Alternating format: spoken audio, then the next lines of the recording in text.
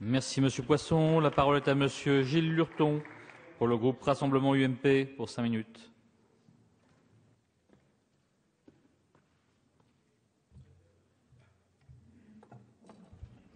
Bien, messieurs les ministres, monsieur le président, mes chers collègues, le texte que nous sommes amenés aujourd'hui à étudier peut paraître en premier abord une idée innovante car il tente de combiner deux problématiques importantes pour la société française, le chômage des jeunes et le faible taux d'emploi des seniors.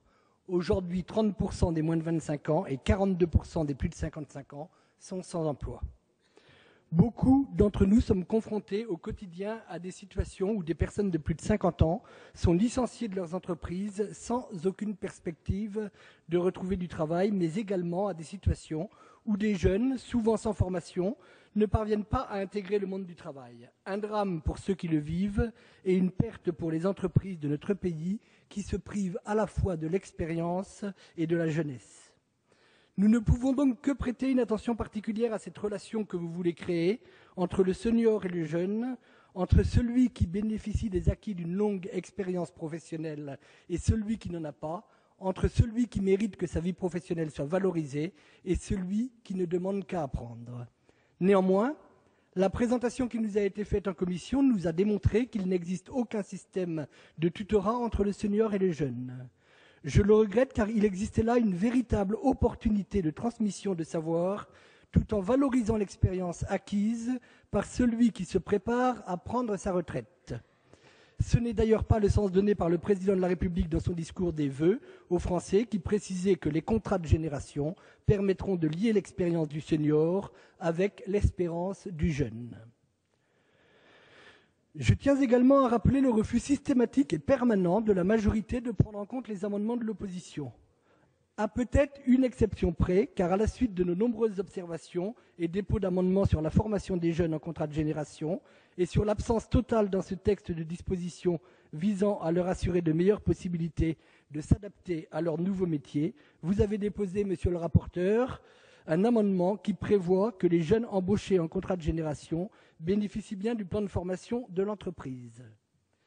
Cela ne va cependant pas assez loin, car le fait d'intégrer le plan de formation de l'entreprise ne signifie nullement que le jeune qui vient de débuter y aura accès.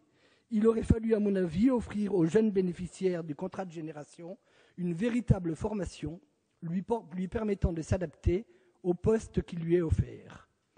Outre la question du tutorat et de la formation, le projet me paraît soulever de nombreuses autres interrogations, notamment sur son financement. Votre majorité a définitivement, avec le financement des réformes qu'il veut mettre en œuvre, un problème qui nuit gravement à sa crédibilité. Ainsi, des lois de finances qui visent à réduire le déficit budgétaire. Le gouvernement se montre toujours plus précis sur des augmentations d'impôts plutôt que sur la diminution des dépenses. Ainsi, du contrat de génération qui devrait coûter environ 150 millions d'euros en 2013 et près d'1 milliard par an quand le dispositif aura atteint son régime de croisière en 2016. Où les trouver? Dans l'enveloppe globale du pacte de compétitivité, puisqu'il s'agit d'une mesure de compétitivité, a indiqué Monsieur le ministre du Travail. Autrement dit, il viendra gréver une partie des 20 milliards d'euros du crédit d'impôt pour la compétitivité et l'emploi. Le gouvernement affirme que c'est ce qui était prévu depuis le début, ce qu'il était visiblement le seul à avoir compris, puisque le dossier de presse remis par Matignon lors de la présentation du pacte précisait bien que les 20 milliards d'euros correspondaient au coût du seul crédit d'impôt. Le second problème majeur et plus profond de ce texte est, à mon point de vue, l'absence de prise en compte de la capacité de nos entreprises à créer des emplois dans une économie en crise. Je m'inquiète en effet de l'ambiance générale de la majorité envers nos entreprises, de l'éternelle méfiance, suspicion de votre gouvernement à l'encontre du monde de l'entreprise. Les entreprises sont les principales créatrices d'emplois et sources de croissance pour notre pays. Si l'on additionne les mesures du projet de loi de finances rectificative de juillet, du projet de loi de finances pour 2013 et du projet de loi de finances rectificative de décembre, nous atteignons des hausses de prélèvements de près de 17 milliards d'euros sur les entreprises. Les chocs portés par le gouvernement, en augmentant systématiquement le coût du travail, cassent la confiance des entreprises et impactent la croissance.